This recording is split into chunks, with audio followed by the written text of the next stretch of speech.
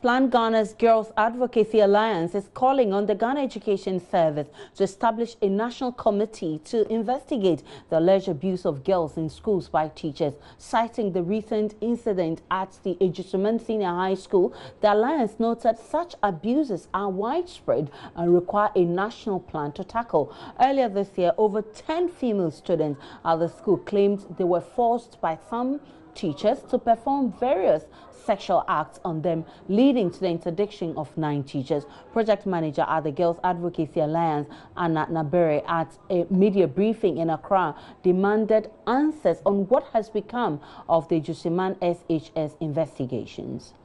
The investigation at the Ejusuman Senior High School was a good move, but obviously it is not enough. The Ghana Education Service should set up a national committee to thoroughly investigate the widespread concern of sexual abuse of girls in school and make more holistic recommendations on how they can be stopped once and for all, or at least reduced. Anna Nabere also called on the Ministry of Gender, Children and Social Protection to do more to end child marriage in the country. She says it's about time government implemented the numerous policies it has adopted to end the menace. Last year, the current minister, Otiko Afisajaba, actually launched the 2017 to 2026 National Strategic Framework on Ending Child Marriage in Ghana. That amounts to a lot of policies movement, but now is the time when we move everything from paper onto the ground to save our girls. The time to act is now.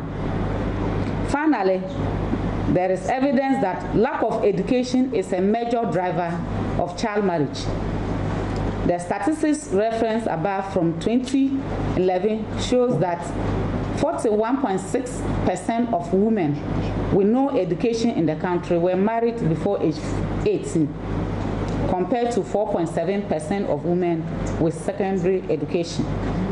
We are thus calling for increased access to technical and vocational education and training for all young people, particularly girls, as a way to ensure they are adequately protected from such threats.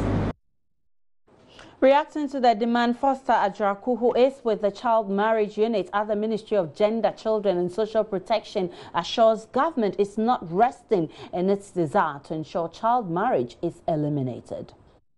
We cannot say that child marriage is not going away. I mean, one of the things that we need to acknowledge is that within the past few months or years, there's been a lot of work, there's been a lot of noise that has been made around the need to ensure that children are protected, especially the girl child. There's been a lot of noise being made around girl child education.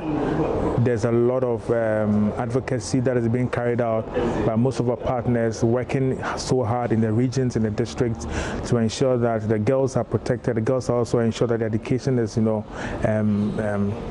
the foremost of the parents' attention. I mean, so we cannot say that nothing is really being done, or we cannot also say that the phenomenon has not reduced.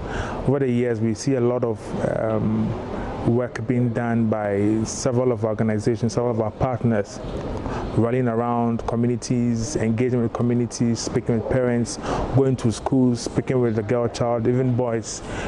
So much is being done in the regions, and I believe that within the next few years, we wouldn't be having conversation whereby we say that child marriage is not reduced. Indeed, so much is being done.